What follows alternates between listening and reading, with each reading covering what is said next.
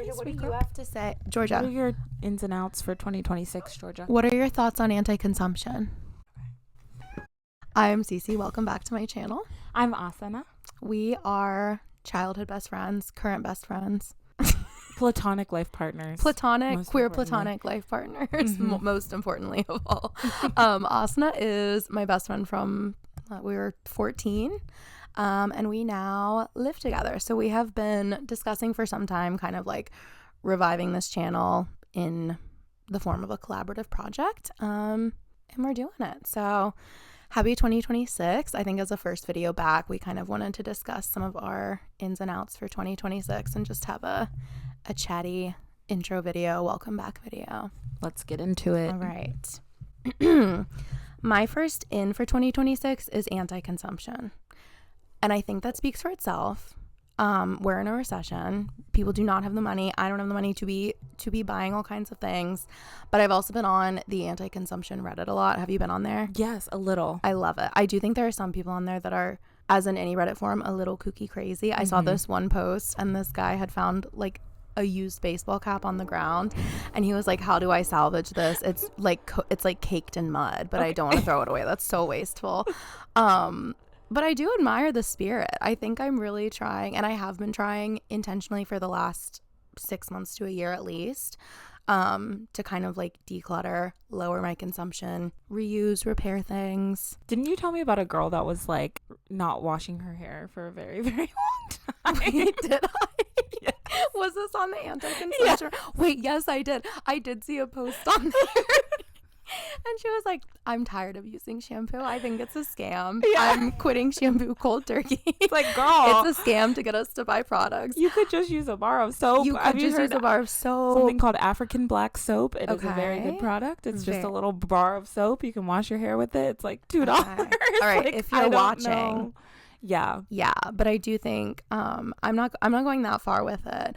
But I also just, one, I'm tired of making these billionaires richer. Two, every product, have you heard the concept of like the enshittification of everything? Yes, it's so real. It is like, tell me what it is. The enshittification of everything is every product we buy these days new, it feels like the quality is just crap, and I feel like it's been like that for some time, but I really think it's gotten worse and worse since COVID, and like even in the last maybe 2 years. I don't know, like our dish sponge. I said that about our dish sponge the other day. I keep buying things from like, I'm sorry to say, I do buy things from Amazon, and that canceled. I am absolutely canceled, and I recognize that, but I need to stop. Actually, I have such a beef with Amazon. I mean, obviously there are large reasons why I should stop, but one reason why I should stop is I keep buying things and they freaking break. They break. Like the water fountain. Yeah, I bought a cat water fountain. It broke. The air purifier. Yes, we can list.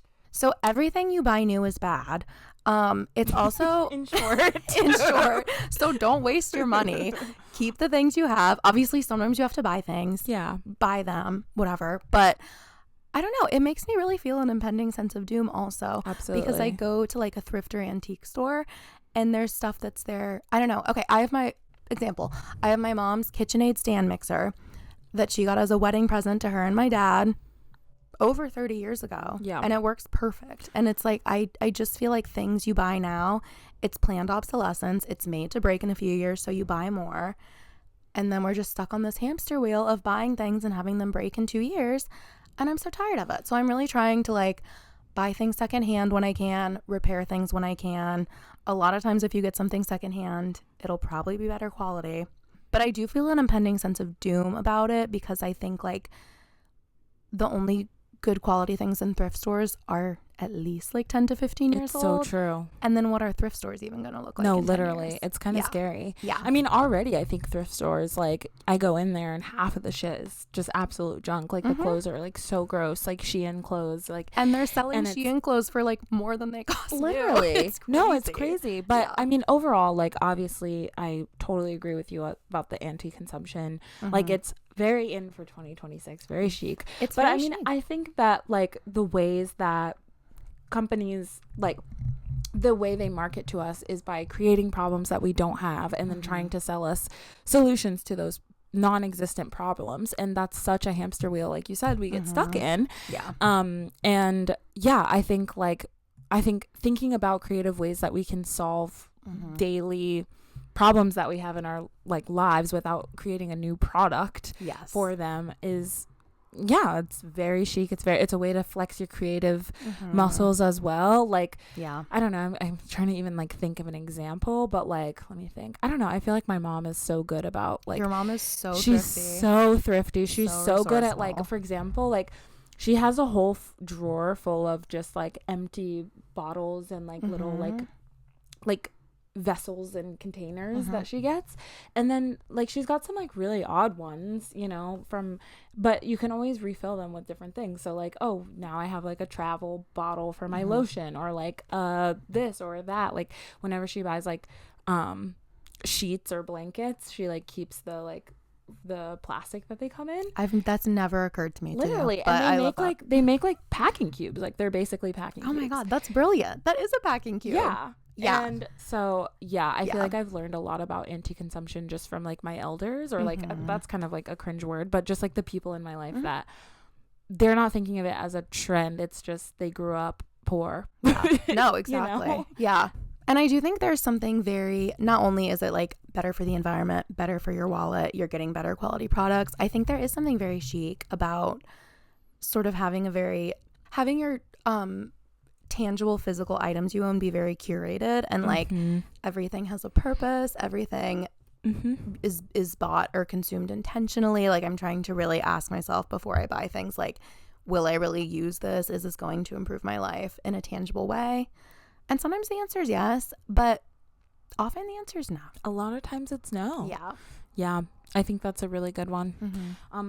So my first in for 2026 is video games. Ooh, so tell me more. Yes. Say more. So I was just thinking about the fact that, like, you know, we have this like such a strong stigma, and like this is not me coming in defense of men. It's really not. But just maybe slightly. Occasionally they deserve to be defended. On occasion, and maybe on this occasion. So like the idea of like the trope of the boyfriend or the husband who just like sits in his room and plays video games all day, and we think of that as like so disgusting and like so. And I had an experience recently where I really did not grow up playing video games at all, and I'm very, very bad at them, and like they give me a lot of anxiety. But anxiety. Yes. Things that induce anxiety. Heart palpitations. I take propranolol for that. No, thank you.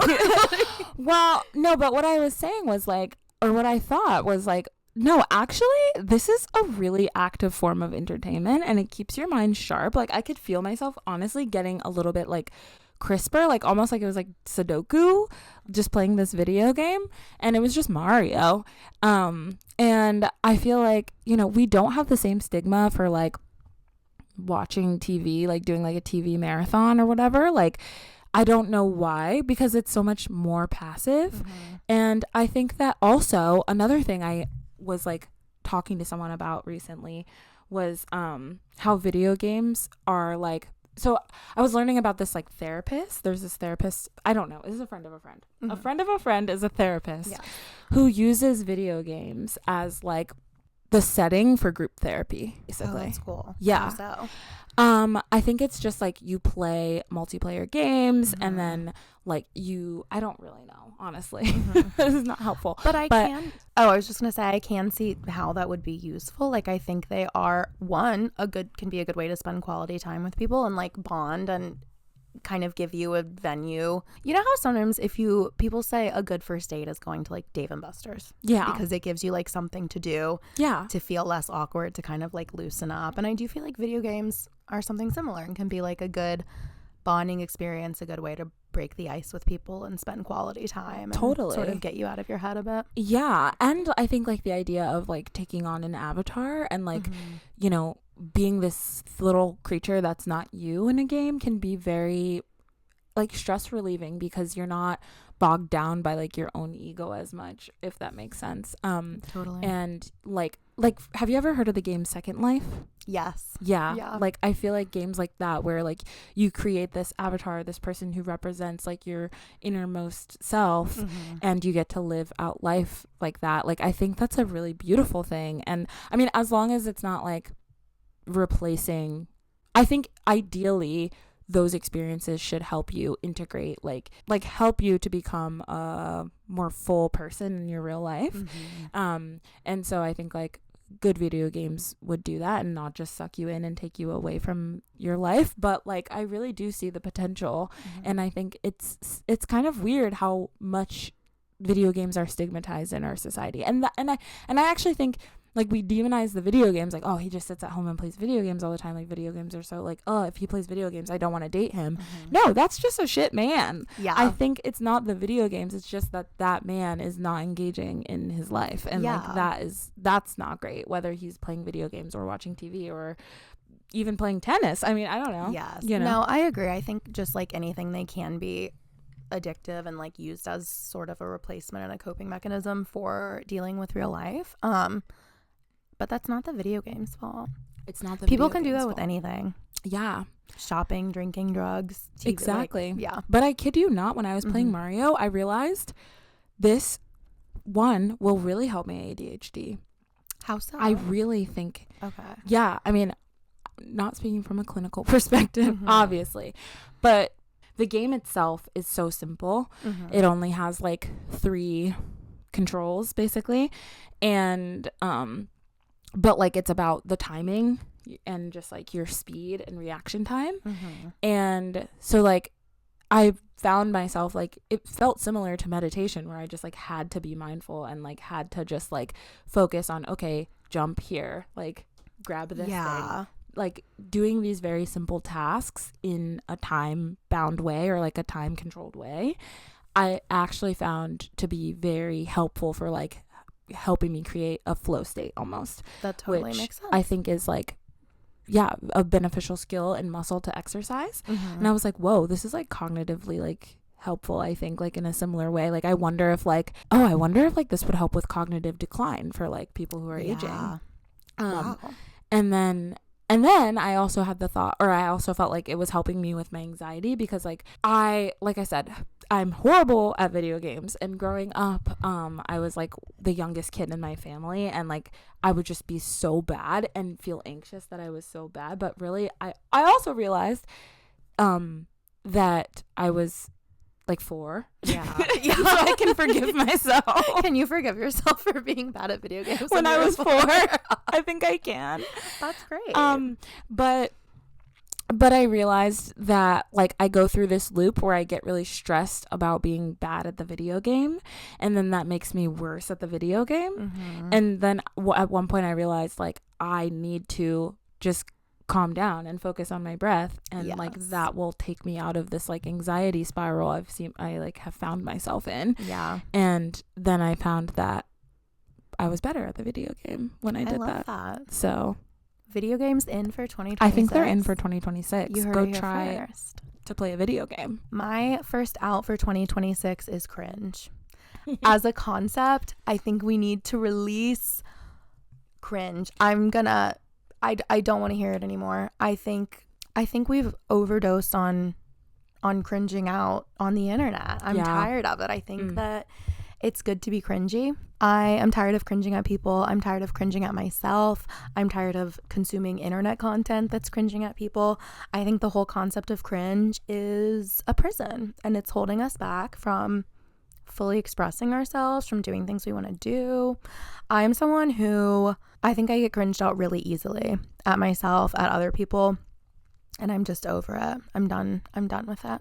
No, I really like that. I think that whenever you're trying something new, you're gonna face like feeling cringe and maybe even looking cringe to others. And I mean, all cringiness is like someone trying something that like you're not sure it's cool yet, right? And like I don't know, I also think that it's like sheeple think things are like sheep like sheep think that things are cringe because they're waiting for some, like myself included, like waiting for some like external power or like higher authority to tell them that something is cool.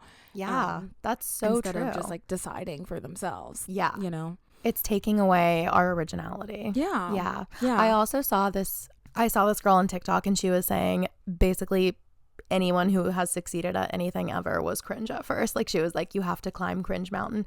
And it's so true. It's like anyone who's done anything worth doing, they were probably bad at it first and no one thought they would succeed and it was embarrassing. I love that. Thanks. Okay, so my first out is attachment theory.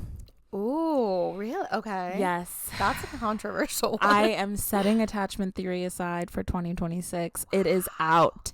There was a period of my time where I was an attachment theory nerd. I was down the rabbit hole. I had drank the Kool-Aid. I was in it. Well, I feel like a lot of us went through that where we discovered attachment theory and we're like, oh, this hits. Like, this really resonates with I me, felt so seen. Yeah. I felt so seen, and I'm really actually very grateful for that experience of having discovered stumbled across attachment theory online and feeling like, oh my God, there was finally some like explanation for why I'm acting the way. For what's wrong with me. What's wrong with me? Oh, that's what's wrong with me. I'm anxious for the ways that I'm suffering. Yeah. Right. But I feel like this train has like, honestly, it's just like it's become this snowball that I actually think can be damaging. And I've seen a lot of discourse online and just like even in my friend groups that are so, I think it's just like a way of pigeonholing people often into like, oh, well, this person is an avoidant or they are an anxious person. And I think that I think that for me and my own growth, I'm at the point where the more that I identify with any attachment theory, like language or type, actually that's like holding me back from experiencing secure and loving relationships. Because I think that the truth is nobody is an anxious person, right? People, well, in relationships no one is I just completely mean like anxiously attached all the time. Yes. And also nobody is like, I think people experience anxiety and they experience varying degrees of anxiety, and that anxiety might feel more like a trap to some people than others, but nobody at their core is an anxious person. Yes. You know, and I think that it doesn't need to be an identity that we wear. I mean, it can be empowering for some people to but I think for me it's mostly been a way to further punish myself and to feel like I'm not good enough, I guess, or like and I think that when I have accepted that there are relationships that make me feel anxiously attached rather than I have anxious attachment disorder, I've been able to actually be more judicious about choosing partners that are good for me, who don't make me feel anxious, you know, and I think that anxiety is often a response to things not being okay in our environment, you know? Yeah. Like, I think I forget who said this quote, but it was like, is not a measure of health to be a well-adjusted in a sick society. God. You know? Yeah. It's not a measure of health to be perfectly adjusted and have no needs to like a toxic relationship. Yeah, that's true. You know? I really feel like I agree with you. Shockingly. Yeah. Shocking.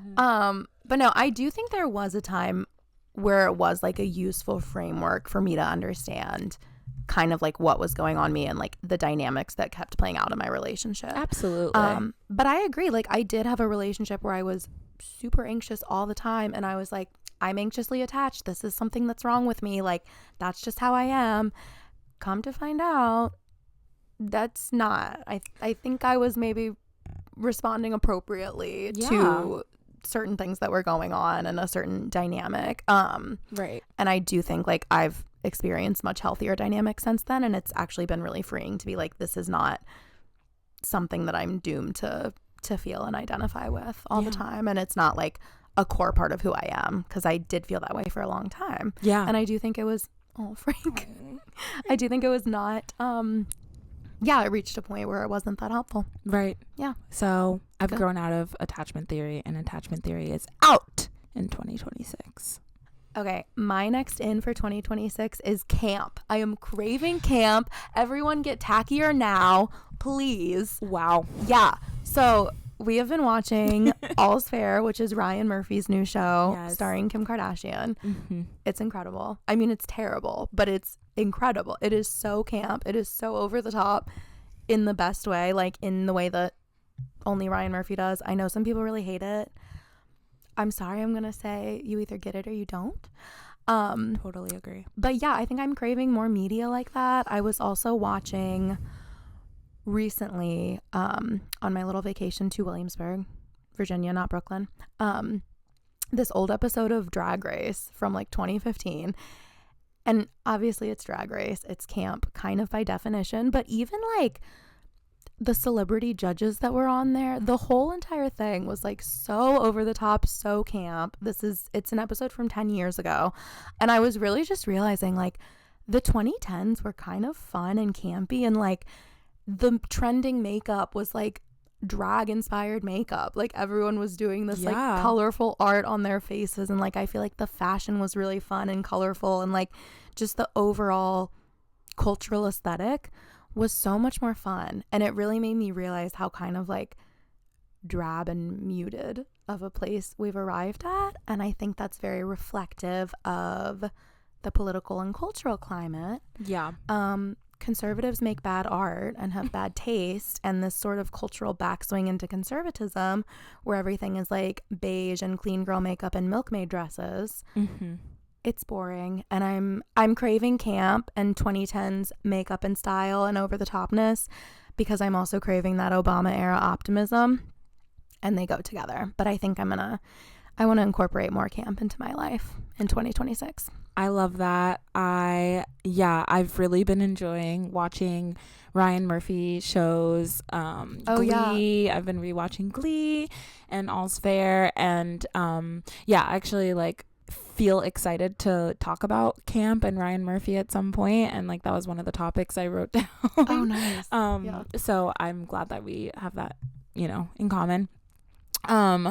I think that like I think you're just spot on with your analysis, that like we are in a really hopeless, we feel really hopeless, mm-hmm. for good reason. There's a lot to feel really scared and like just sort of stuck about, and I think that always like people have found their way through hopeless situations through fashion and art and creative expression, and so it doesn't surprise me at all that like things like All's Fair are like creeping into the mainstream, or like these little like glimmers of camp I think are like still there or coming or like popping up, mm-hmm. and I hope that we can like fully embrace that in 2026.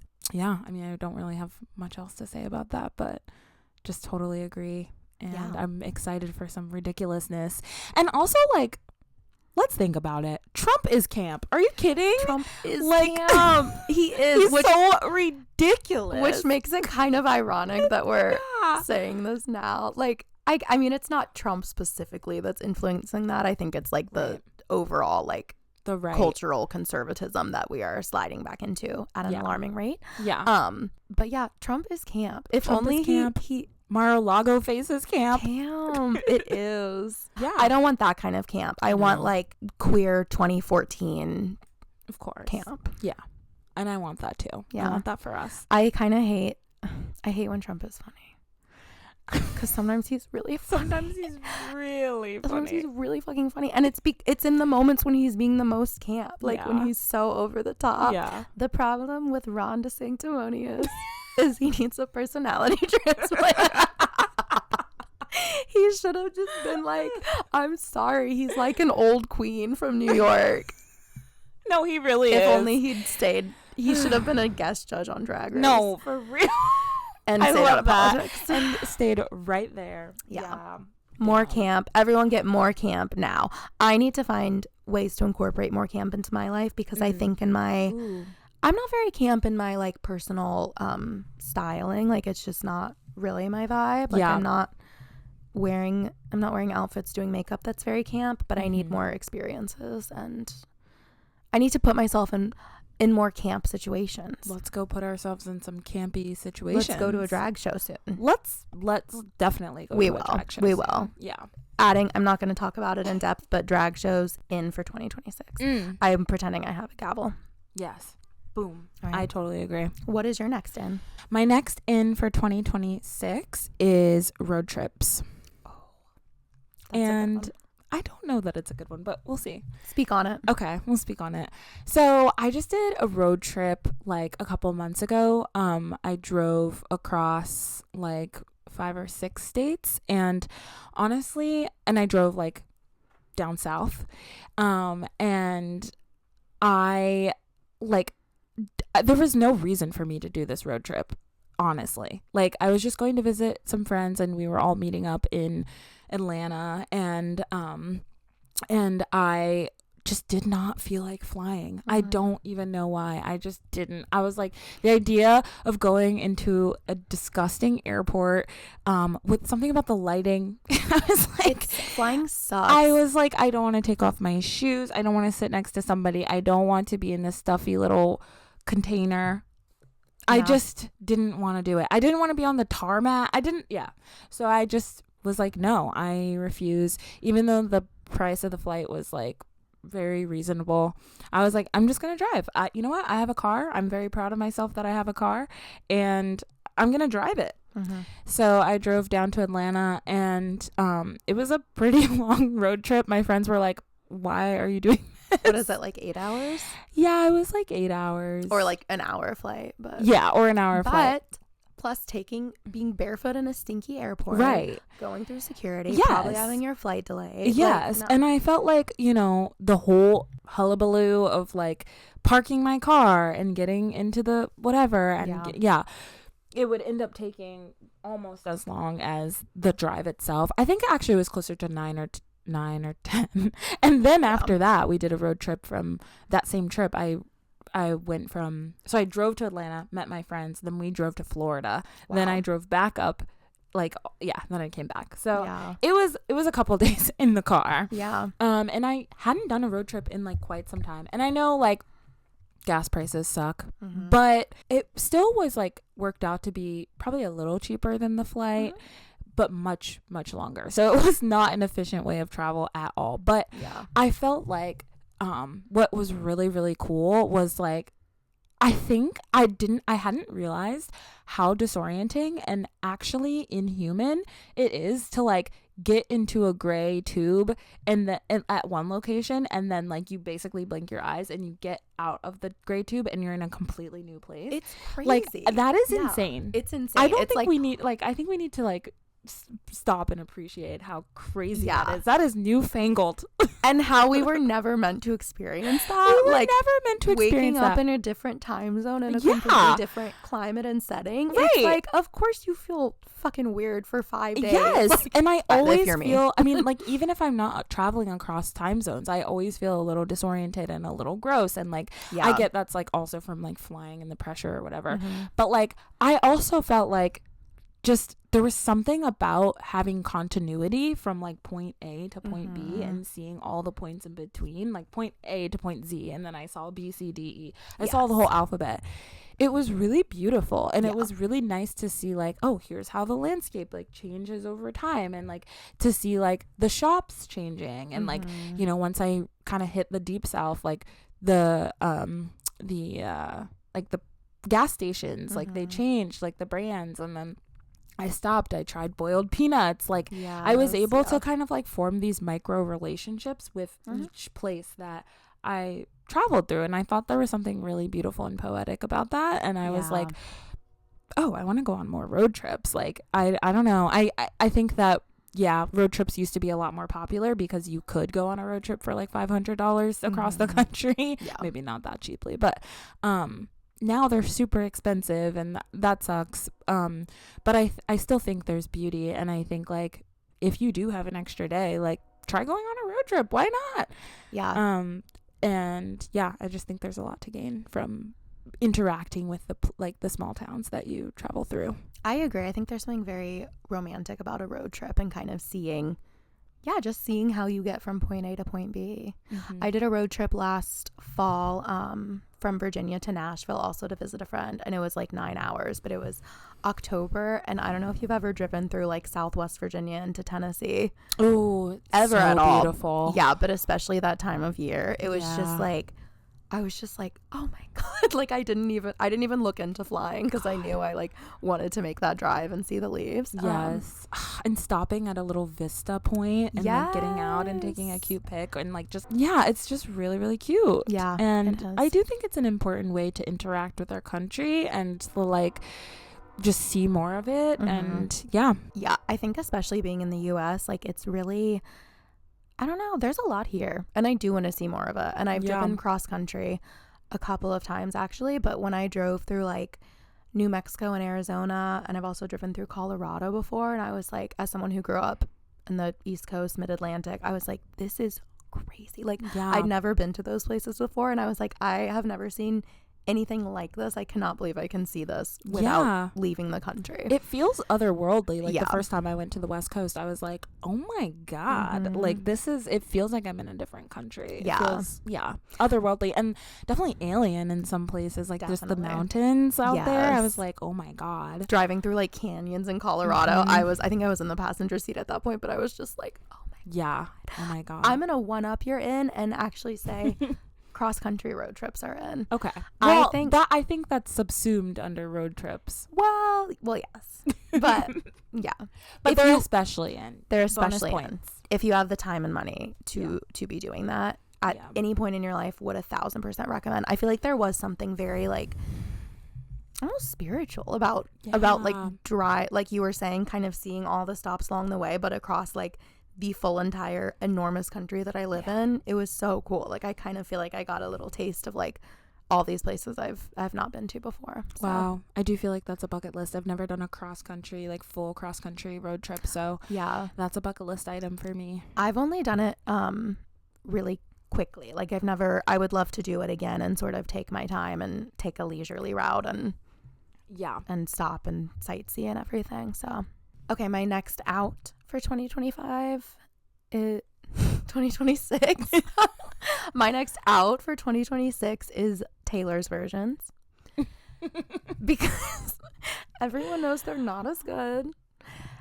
And she got her master's back, so it's no longer ethically dubious to listen to the original versions, if it ever was.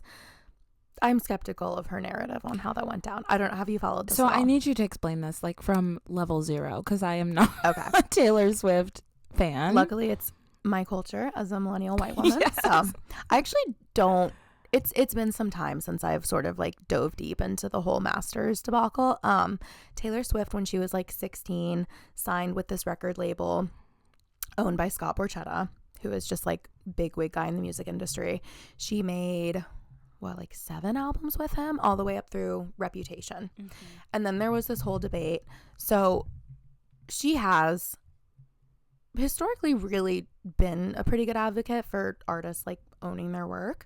And so in the music industry, like how it works, I guess, is artists don't own their masters. Like oftentimes they are just getting started. They sign these contracts with a record label. The record label owns their masters, which is like their body of work, basically, like the recordings, the albums. So they don't own them. So she eventually like reached, 7 albums, a point of fame. She was like, I would like to own my masters. What she says is she was not given the chance to buy them. They were sold basically out from under her to Scooter Braun, who is a piece of shit scumbag. I think that's pretty undebated. Justin Bieber's old manager, if you remember. Yeah. I know who he is. Him and Taylor Swift. Dating Sydney Sweeney. Yes, dating Sydney Sweeney. Yeah, Scooter Braun undisputably sucks. Sydney Sweeney out for 2026. Sydney Sweeney's out. She's been out. But anyway. So Taylor Swift's masters were sold to Scooter Braun. She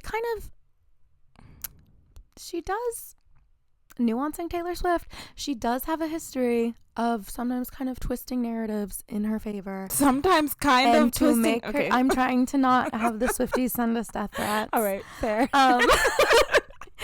She does have a history of victimizing herself and of twisting narratives in her favor. So I think it is a little bit debated on like, was she given the chance to own her masters? There are people who claim that her dad knew of the sale before it happened, because her dad is like heavily involved in her management and career and everything, obviously. She claims she was never given the chance to. They were sold out from under her to this man who like she does not like. They do not get along. So what she did instead, which kind of genius, was re-record the Taylor's versions of, so I think 5 of her albums. She never did Reputation, which made me sad. But yeah, she re-recorded, and then she owns the Taylor's versions of them. But they're not as good. They're not as good. I'm sorry. It's not the same. Like, her voice has matured and gotten better, but it's not the same as hearing little like 19-year-old Taylor Swift singing Fearless. The production's not nearly as good. Like, I don't know what happened there. But yeah, the Swifties will like they would call the original versions the stolen versions and be like, you better not stream the stolen version, blah blah, blah. I never really like fully bought into that. But yeah, the Taylor's versions, I think they're out. I think the OGs are indisputably the best. So we should just appreciate the artistic like value of the original versions, even if they're sort of like legally contested. That's what I think. They're no longer legally contested. I left out the most important part of the story, which is everyone, hello me, Reputation is my very favorite album of hers. I was eagerly awaiting Reputation, Taylor's version. She was kind of like teasing it for a really long time.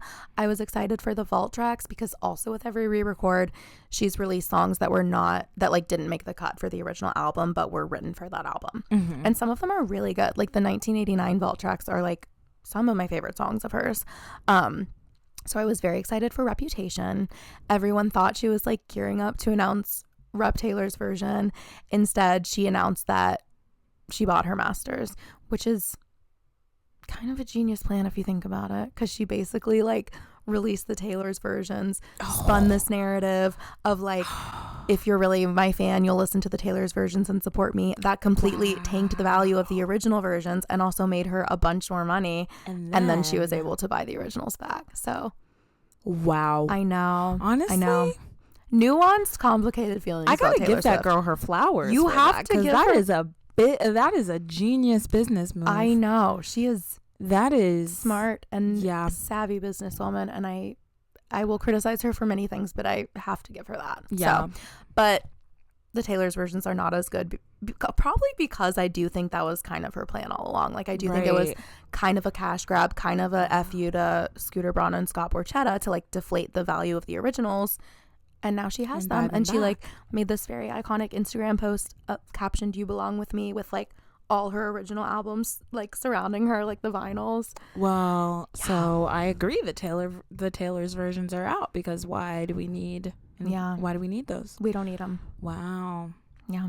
Okay. Once again, Taylor Swift strikes again, because she strikes again. I mean, hats off in some ways. Hats off. I mean, I think that we're gonna end up having lots of conversations about Taylor Swift. She's why I never talk about Taylor Swift. You never talk about Taylor Swift. I never bring her up. I don't care at all. It is funny because like personally I don't care about Taylor Swift. I just don't. I'm sorry. And I apologize. I wish I Maybe could let's edit that out, because I don't want to get like for you. I don't want to get got. One time I made a TikTok. That. Yeah. One time I made a TikTok like very mildly criticizing her for not speaking out on political issues, which I think is an incredibly valid criticism after she made an entire documentary saying, I'm not going to be silent anymore. And the Swifties were in my the stuff they were saying. Okay. I'm not trying to get like they want you crimes. Dead if you speak ill of Taylor Swift even a little bit. I don't want to be bullied online. So let's cut that out. But I think that what I wanted to say is just, I think that living with you, it's just been interesting to hear and learn so much about Taylor Swift, because before moving in, I was very Taylor Swift, uninformed, I guess. Yeah. And I'm learning about your culture, and it's a beautiful cultural exchange. Yes, it's just been a beautiful cultural exchange. So my next out is for 2026 is after parties. I think that well, just from my own experience, I used to very much be a party girl. I lived in a big city. I was going out to the after, and then the after, the after, and then the after that. And this past year, I've been just like really appreciating coming home a bit earlier and like finding the balance between like I can still go to the main party. Yeah. I love the main party. Main party's great. Main party is great. I love main party energy. But knowing when to leave a party, yes, I think is actually a very important skill, and a skill that, you know what? I think it's a skill that really translates to many areas of life. And maybe I'm not even talking about just after parties, but also like the metaphorical after party. You know when it's time to go. Just know when it's time to go. It's a Taylor Swift lyric. And she's right. And she's right. You know when to hold them. You know when to fold them. You know when to walk away. You know when to run, and just staying in things for too long. Yes. I think that's what I mean by after parties. Yeah. Is like the energy has gotten stale and you're still here. And I feel why are you still here? Yes. Yeah. And I'm guilty of doing that in relationships. I'm guilty of doing that in jobs. I think I am guilty of like lingering in stale energy and not getting anything out of them. So I think like, yeah, the after party to me symbolizes like this thing has died and you're still trying to keep it alive. Yeah. I think that's a great one. Yeah. Like leaving early. Irish exits are in for 2026. Irish exits are in. Yeah. Sometimes I really want to leave somewhere, but I don't know how, because I'm like, I have to like I have to announce I'm leaving. Right. But maybe I don't. I think you don't. I think you just don't. I think you can leave. And I think that like in party settings, I often feel pressure to like continue to stay and be the life of the party sometimes. And I like the metaphorical interpretation of the after party. Yeah. I can't relate to the literal interpretation because that's never been in for me. I'm a sleepy girl. But yeah, I think knowing when to leave. Yeah. And then not just knowing, but acting on it. That's the other important thing. Yeah. I'll be in the club, and as soon as the thought enters my mind of my bed, and I think, I got to get out of here. And truly, I think that living with you has taught me more of that like energy of like, go home energy. Yeah. And I think that's a really beautiful thing. Yeah.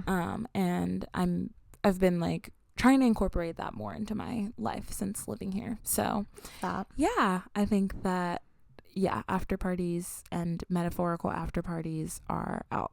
They're out. Yeah. My next, you might want to speak on this in. Okay. My next in is a culture of clean, which is a concept that Asana introduced to me. Do you want to speak on culture of clean? Sure, I'll speak on culture of clean. So, okay, culture of clean came about because our house got so messy. We went through a time. It was the holidays. We were going through it. We were just and we kind of let things go for sure. The house was not looking great. We also both have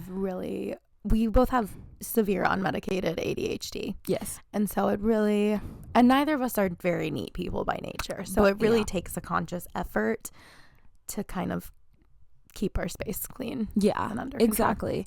And I mean, that's really like where the idea of the culture of clean came from, is just like understanding that this is something that does take effort, sustained effort over time, and is about the micro actions that you do on a day-to-day basis. Because I think basically like what would happen is the house would get wrecked and then we'd be like, oh, we can't do anything. And like also the house being dirty itself would make us like less likely to do anything. And we were living in a culture of slob. A culture of slob. A slovenly culture is what we. And then I realized like, well, we were talking about like, we just need to be better about keeping up with things. We did a big clean. We did one big, huge clean. Put on the whole entire Hamilton soundtrack, went through it, blasted it through the house, and cleaned for 3 hours and deep cleaned. And girl, we were scrubbing the baseboards. We were cleaning. And after that, I realized, you know what? now we are moving to a different culture. We are now in a culture of clean. This is a reset. This is a reset. Change of turning over it's a a new mindset shift. A mindset shift is, and you know, it's more than just a behavioral shift. Like, it really is, like, at your core, a shift in who you are. And now we abide by the culture of clean, which is, you know, valuing clean, respecting ourselves and our home, respecting our home. And you know, when you abide by a culture of clean, it a culture of clean. Me speaking on a culture of clean as if we haven't been doing this for like 2 weeks only. We just started. Mops the floor once. We recently adopted a culture of clean, but I actually do feel like it's been a mindset shift. It really has. You know how I think there's psychological studies that say you're more likely to stick with a habit if you identify with it. If you're like, yeah. I am a person who gets up and goes for a jog every morning. Yes. I'm certainly not, but that's just an example. But I do feel, I don't know, I feel like that's the spirit of the culture of clean, is saying like, we are people, we as a household, we've made a pact that we respect ourselves and each other and our household enough to put in that sustained effort and have it be clean. Yes, we are clean people. We are people who believe in clean. And we'll check back in 6 months, but I feel good. Yeah. I feel good about it. Right. And, you know, I was also mentioning like the broken windows theory, like this theory that like I think they did a study in Chicago or somewhere where like they on some street had like broken windows and like trash everywhere, and like they showed that crime rates declined. I think this is how it goes, but they showed that like there was less crime when there was less crime when the street looked clean versus when it was like, you know, the windows were broken. And the idea is when we live, you know, where we live and our physical surroundings really do impact our mental state in a real way, and they impact our behavior, even behavior that's seemingly unrelated to the like setting or like what we see. And I think that has definitely felt true for the culture of clean, honestly. Like, it's helped me get up and feel, it's really helped with like the seasonal depression I've been feeling, and it's just helped me feel more motivated day to day and think more positive thoughts when I'm at home. And it's the culture of clean is essential, honestly. It's essential. It really is a mindset shift. And I agree that like when our house is tidy, I'm way more likely to like cook the groceries in my fridge and read a book rather than when it's messy, and I'm more likely to like order takeout and scroll TikTok in the evening. Like, it really does affect your mood and mental state and actions. Yeah, I love that. Yeah. Culture of clean. My next out is generative AI. Yes. And I can introduce nuance into this. I do think there are some legitimate uses for AI. That might be controversial. People might be shouting me down. I do think there are times and tools in which it can, or times and settings in which it can be useful and helpful. But I think it's a really frighteningly slippery slope. I think it is just like, I think it's just very like dark-sided and inhuman. Any sort of like art generated by AI, that's out. No ifs, ands, or buts. The end. No questions asked. I just feel like it's not a replacement for human interaction, and that's what it's trying to be. Like, it is, you know, it is a tool that can drive us further from each other and like eliminates ways that I think used to be sort of built-in ways for people to connect. Do you know what I mean? No, it's like totally. Maybe pre-chat, you're like tempted to look up a recipe on ChatGPT or like text your mom and ask how you should like clean this specific thing, and instead you're like, oh, I'll just ask chat. And that's so dark and sad to me. I don't know. I've also fell into a rabbit hole of the My Boyfriend is AI Reddit. Fascinating. And terrifying. Scary. It's so scary. Yeah. It's like, because I have browsed that Reddit some myself, and then I've listened to a couple of podcast episodes just talking about people who are in relationships with chat. And it's like, what a lot of these people have said is like, this is like a personal assistant and a partner and someone who can like make my grocery list in one, and it never disagrees with me and never talks back. And it's like, those are the things that are human. It's like you can't remove every aspect of friction from your life. And I feel like we've already done that to an alarming degree. The fact that we're now trying to do that in our literal human relationships is really alarming and really frightening. It is very alarming and very frightening. And I think that what you said about like these people basically being like, I want no friction whatsoever in my relationships. I mean, that is scary. It's scary. And that is like the way that we get on the path to further isolation. And it just doesn't teach us to be good community members and good like because I think for me, like a lot of my self-development has come from being okay with other people's like with friction with other people. People have spiky parts, and that's okay with people's spiky parts. And like I think finding each other's spiky parts and learning how to navigate that is how we grow as people, and like you said, become better community members, and I don't know, get more like social, mental, spiritual fulfillment. And I think just like trying to completely erase and remove that because it's easier in the moment is going to be so detrimental. I know. Well, let me ask you a question. I do so I saw on Reddit or something that it was like someone saying like I don't know where I saw it. Maybe it was Reddit or TikTok, but someone saying that generative AI or like LLMs specifically were like a way for people to have access to what typically would be like very expensive conversations. And I do feel like I know what you mean. Like if you have a weird thing on your face and you need to see a dermatologist, but like if you live in the US, that costs a whole bunch of money and maybe you can't afford it. And I think that maybe is one of the few legitimate uses of it, with the caveat that AI can hallucinate and you cannot just like take what it says as gospel. No. So I do think it's nuanced. It is nuanced, but I thought that was such an interesting point. Of, like, I did too. I think I listened to, maybe it was Search Engine or something. Is that what it was? Maybe. It might have been. Yeah. Okay. But I have heard that point raised as well, and I think it is a good one. Yeah. My next out for 2026 is favorite colors. Like having a favorite color. Tell me more.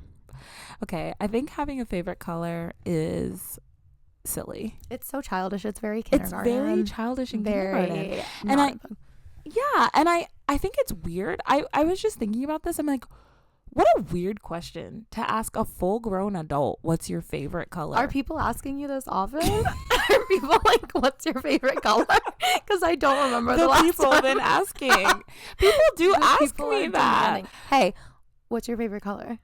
I'm not gonna tell you. You don't have one at all? So that's what I'm saying, is like, this is my point. All colors are good listen. I realized because people do be asking me this. Like, just pay attention. I think people ask this. They ask this. Pay attention. Okay. Don't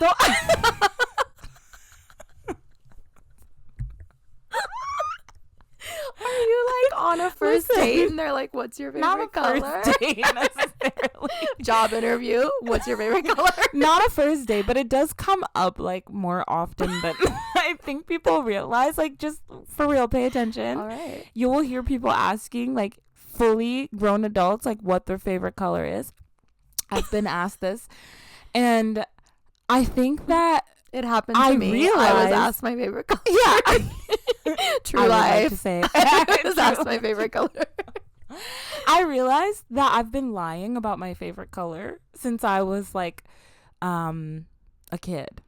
Wow. Probably, or maybe a teenager. Will you share what? So I tell people that my favorite color is purple. And like, I do like, I mean, the thing is, purple, what does that even mean? Like,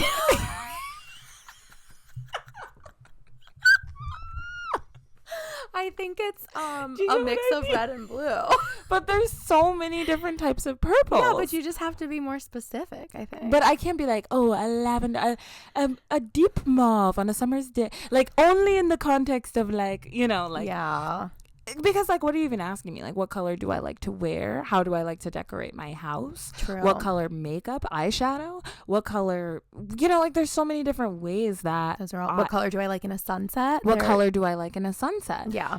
These are all, I would say I would have different answers to all of those questions. That's true. Truly. Yeah. And so I think it's a strange part of our, like, it's a strange cultural, like, artifact or something, or what is the word, that we expect people to just have a quick answer, and it's like blue. Like, what? Yeah, what does that mean? What does that mean? That's so broad. Or even if you did say mauve, like, well, actually, if you said mauve, probably somebody would look at you like you're a little bit silly. Probably. If you said like, if you said like ice blue, like, I think people would be like, what? Yeah, probably true. And I think it's silly. And I think in this big age, like, I don't need to be having a favorite color. So yeah, I think that asking me at this big age to identify a color that is my favorite without asking for any more context or nuance is strange. And I think that, yeah, it's just another way that we ask people to identify with their opinions, and that we all know where that can lead us to a fractured society. Yes. And I do think people like we have the like tendency to like, actually I'm thinking about like this psychological study where they just split people arbitrarily into two groups, and they said you're the red group and you're the blue group, and then they had them like cheer, and like people were getting into fights. It's tribalism. Yes. God. So that's what we're encouraging in kids when we ask them their favorite color. Favorite colors led us to where we are today. And yes, and it's a 1-to-1 correlation. It's a pipeline. It's a favorite color to fascism. To fascism. Exactly. So 2026 favorite colors out. Wow. Yeah. And that's how I feel. And that's how I feel. Mm-hmm. That is silly, but I like that. I feel like you brought it home. Okay. You definitely brought it home. Thank you. Okay. My next in is roommates. Oh. I feel like we should all just be having roommates. I think that so Austin and I both lived alone for 3 years each. Yeah. It was about the same amount of time prior to moving in together. And I do feel, and I think you feel, like that was important to my personal growth and development. But I really think I outgrew it. I think there is just something about like living with someone again and having like a household that is not just me, and like caring for our pets together and cleaning together and just having like a little, it's like we have a little mini community of our household. And I think that is so worthwhile. And like I feel like also we're in a recession. Who can afford to live alone anymore? And I think because of that, I know a lot of friends who are like getting roommates, moving back in with your parents. Moving back in with your parents counts. Your roommate can be your parents. And I think if you have a great relationship with them and you want to live with them, that's amazing. Yeah. But I think it's a great thing. I think it's like really beautiful. I think it's bringing us together. Yeah. I think it's giving people just kind of a stronger built-in support system in difficult times. Also, I'm going to tie this back to anti-consumption because when you live together, you can share things, and you can share things in a household, and you're not out there. If everyone lives alone, everyone's buying their own bucket and mop and broom and mixer and set of plates. And and we share a lot of those things now. Yeah. It's really nice.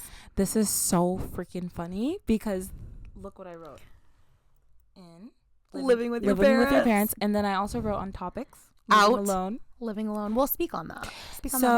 Well, it's just so funny that I think we're just very much on the same page. Yeah. Like, I think that, like it used to be a sign of success to like get your own apartment and live alone. I mean, it still very much is. You know, we look at that as like, this person's really made it. They have the big girl job. They're in the big city living by themselves. And like, I did that and I felt incredibly lonely. I just felt so lonely, and like it was, I was putting myself out there. I was making friends, and I had a decent social circle there.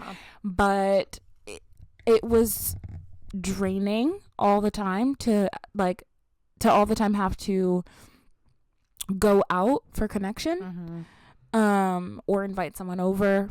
Like just that act of like needing to just like arrange things all the time was actually very draining. It is draining. And it's so nice to have someone to connect with, or people to connect with, who are just in your home. Yeah. And who know you and see that like mask off version of yourself. It's been incredibly fulfilling. But like, I think that I did need that time living alone, because I was deeply depressed in my early 20s. And I just don't think I would have been fun. Like, truly. Like, I needed to have a place where I could be like F everyone else, and I'm gonna lock myself in a room for a couple days. So you are saying you think you needed to like get through and come out the other side of that depression, living alone was good for you? I do. Yeah. Well, I mean, eventually it wasn't good for me anymore, but I think that I needed to go through that phase, because I truly don't know that I would have had a healthy roommate situation, like, because I was like very like hateful.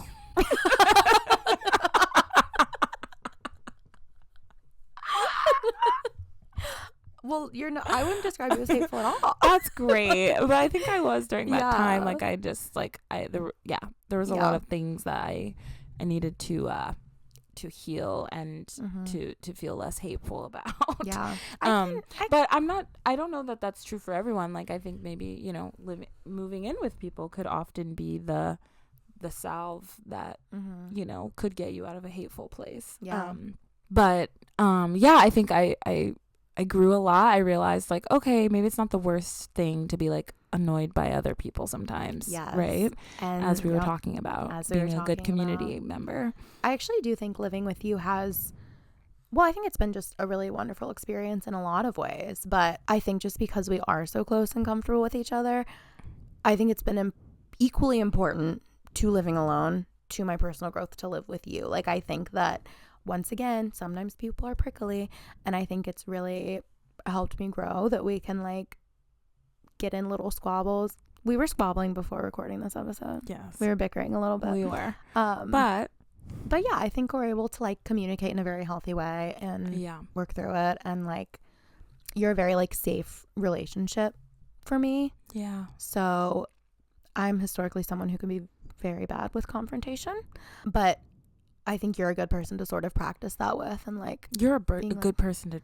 practice fighting with. You are, though. Like, genuinely, it's like that's a part of life and relationships. And it's true. like the fact that we can like get on each other's nerves and disagree and like discuss it and work through it in a healthy way. Yeah. I think really, I did not grow up in a household where people did that. Right. And I've had to learn it. So yeah.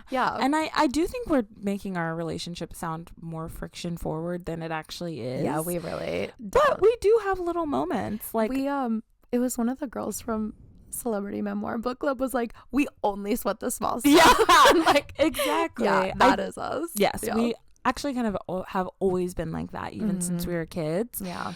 My next out, I think this is a popular one. I think a lot of people are feeling this, is dating apps. I almost put that on my list. I think we are on the same page, girl. We're on the same page. And we were just having this discussion. Yeah. Well, that's the thing.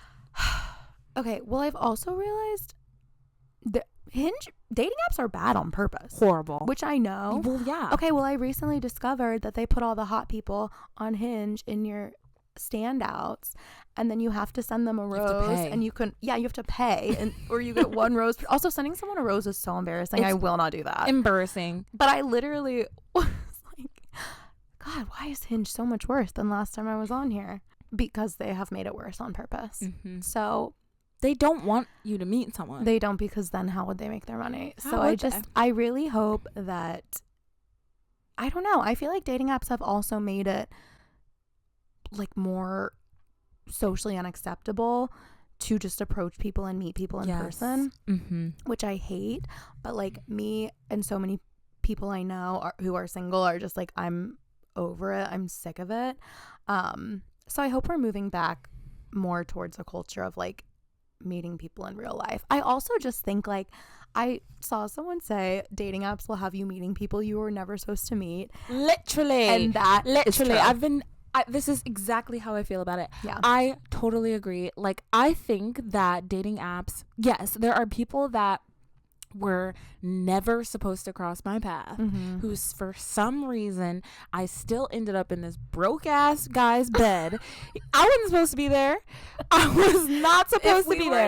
In the 1800s in your village, you never would have been there. I would not have been. And the way they can deliver me broke ass men from all corners, and you can't even get references for them. I can't get references because you have no mutuals, because you met them randomly on an app. Yes. And so this is, I feel like back in the day, people say like, well, the dating apps are basically just like it's basically a bar that's online. No, it's not. No, they're not. No, it's not. Because listen, why were you at that bar?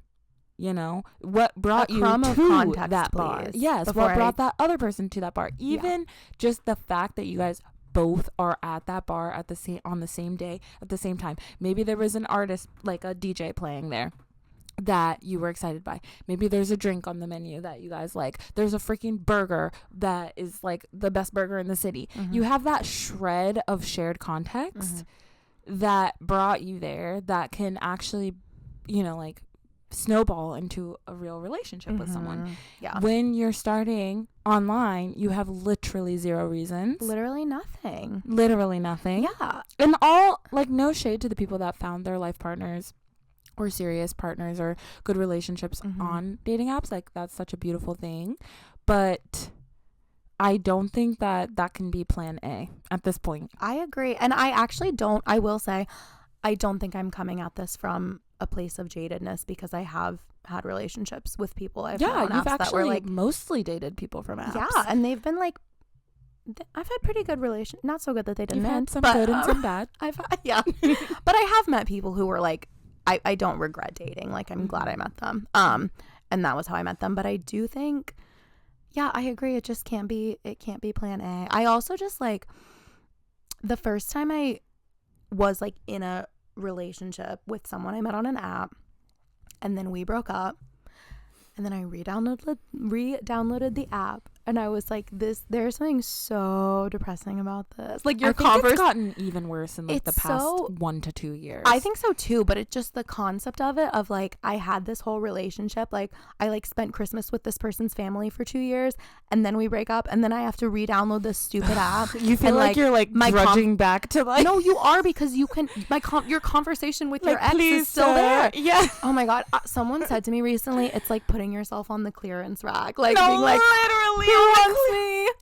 And that's so what it feels like. On the clearance rack is real. It's just so, I just think that maybe a broader in is getting off your fucking phone and connecting with people in real life. Touch grass. Yeah. And I know the thing is, like, we've also kind of had this conversation, and I think like you've raised some good points about like dating apps being sort of essential for queer and trans people, and in a world where like it is really, if you're a gender minority or if your sexual orientation deviates from the norm, like it can be really hard, especially depending on where you live, to meet people in the wild who are accepting and who would be viable partners for you. And so I like, again, nuance, like they have their place. I think they do have their place in that way, but like I think that it would do everyone good to like just get off their fucking phone. Go outside. Yes. And do things that we really love without necessarily having the end goal of dating too. But I do think there's that, like, there's more and more, like, I'm seeing on Instagram and TikTok, like these like singles nights and like in-person experiences for people to meet people. Run clubs. There's like, I think it was like a New Yorker article of like run clubs are how New York, like singles in New York are meeting each other. Yeah. I can't imagine anything worse. No. Because run club? Yeah, no. Well, I hate running, and I would never want to try to like chat up a potential partner when I'm like out of breath and sweaty. Right. Not for me, but probably for some people. Yeah. But like, what's your equivalent of a run club, That's a good question. Probably a book club. Yeah. Yeah. Lovely. Everyone has their equivalent of a run club. I think you can find it and do that instead of the apps. Yeah. Yeah. Love that. The cats are growling at each other. Hey. They're having some beef. Hey. It's all right. Georgia, stop.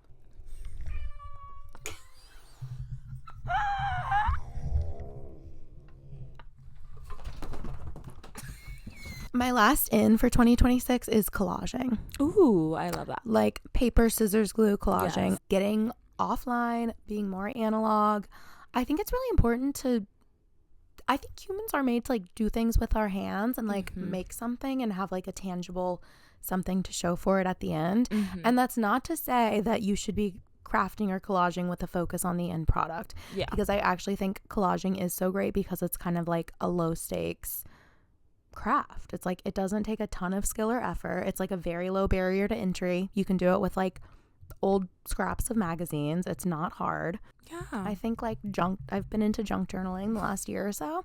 She's been very into junk journaling. Very into junk Any journaling. little scrap of paper, she's like, this is going in my junk journal. It's And going you know in my what? That's beautiful. And it is beautiful. I love that. Why not save those little moments, you know? And I think that, Cece, you have this like incredible ability to make the benign feels so sentimental. And I think that's actually, I mean, I make fun of you for it. Yeah. Because I'm so sentimental. I'll start crying if I think about like a leaf I saw last fall. I think it's so sweet. I do tease her a little bit for it, but I think it's really sweet. And the way you could get a receipt and be like, this is really special moment and I want to save this. And you know, like I honestly hadn't thought about like little bits of trash in such like an endearing way before meeting you. Yes. But I mean, I think this also like is in the same like vein as the anti-consumption thing, like just turning little moments that were otherwise maybe seemingly inconsequential into like mementos, you know? And being more grateful for the day-to-day. You know, I think that's beautiful. Romanticizing the benign. Yes, is romanticizing the benign. Is really what it is. Yeah. Yeah. And I think collaging and junk journaling can help you do that. Yeah. 100%. Oh my God. I like saw some old collage work that my mom had done. She's an artist and holy fucking shit. She's so talented. Yeah. She's just a talented lady and she loves collage and she like growing up, like I'd be like, oh, I have an art project for school or some like project, you know, and like she'd pull out these like bins and bins of just like collage stuff that she had collected for years. And like I'm really grateful for having had access to that. And like I'd come in with like a really weird looking art project and I remember feeling like, oh, I wanted mine to look like Britney's, you know. And now I'm just so grateful that like she showed me that part of herself from such an early age. Yeah, she's so creative and so resourceful. And yeah. Anyway, I think that's all we got. This has been a lot of fun. It's really fun to get to like have structured time to chit chat, and we're not like I think so often one of us is like in the kitchen trying to do something. The other one's like, have you thought about the structural inequality? So often at 7 a.m. It's 7 a.m. Yeah. So I'm just really looking forward to like having more moments like this, where we can like sit down and really dive deeply because we love to think. I love to think. Too. When I've learned, I love learning things. I love learning things, and every time I see a thing I'm like, wow, I have to dive into this. And I love to think too. Yeah, I do think it's fun to have structured time to just yap and talk and think and bounce ideas off of each other. I think the most fun a girl can have is just thinking and yapping.